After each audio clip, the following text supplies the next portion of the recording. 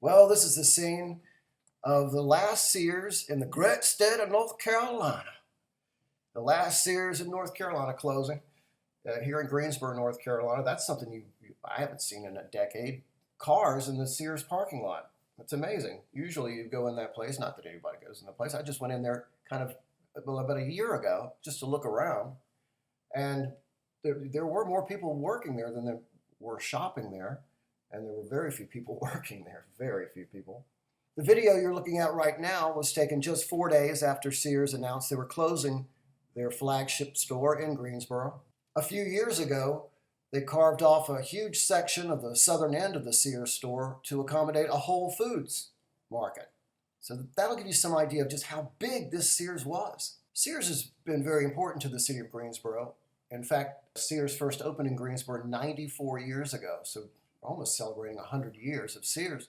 And a distribution center was here from 1947 to 1993, and that was a major employer in this city. And it was also an outlet store. I bought my first stereo there.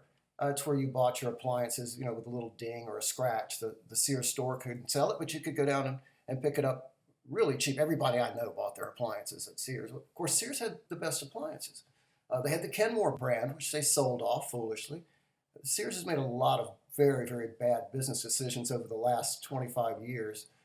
The worst being shutting down their catalog center just a couple of years before the internet came along. If they had just kept it going for a few more years, if they'd had the vision to see that the internet was going to be the next big thing, there would be no Amazon today.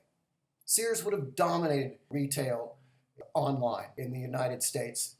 No question about it. They were already set up to do it, and they shut it down. Maybe the biggest blunder management at Sears made was in 2004 when they spent $11 billion to acquire Kmart. It was like one dinosaur buying another. And it turned out to be a big loss for them because Kmart closed not long after that. They had to close those stores. I don't even know if there's a Kmart left. There are only a few Sears stores left in the United States. And we don't expect those to be around much longer because, honestly, without the giant network of stores, the business model just doesn't work. And don't forget, if you wanted a die-hard battery, which was considered the best car battery in the business, you had to go to Sears until they, of course, sold off that iconic brand. The automotive centers were a huge profit center for Sears. Here's a commercial from 1987 to give you some idea of just how much business Sears did through their automotive center. Last year, Sears tuned up 1 million engines, performed more than 1 million brake repairs, installed over 3 million shocks, sold upwards of 9 million tires, and replaced more batteries than anyone else in America.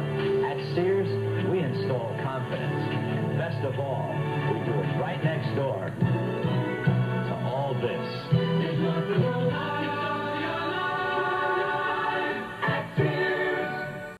The Sears auto centers were busted in the 70s, 80s, 90s for fraud, false advertising. Every once in a while for Sweeps Week, the TV station would rig up a car, make sure that it's in perfect shape, make sure everything is absolutely perfect mechanically, and then take it to Sears and have the salesperson come back and say, oh, you need about $1,200 worth of work on this car. Oddly enough, the closing of Sears in Greensboro comes just a few weeks after Sears' downtown location was bulldozed.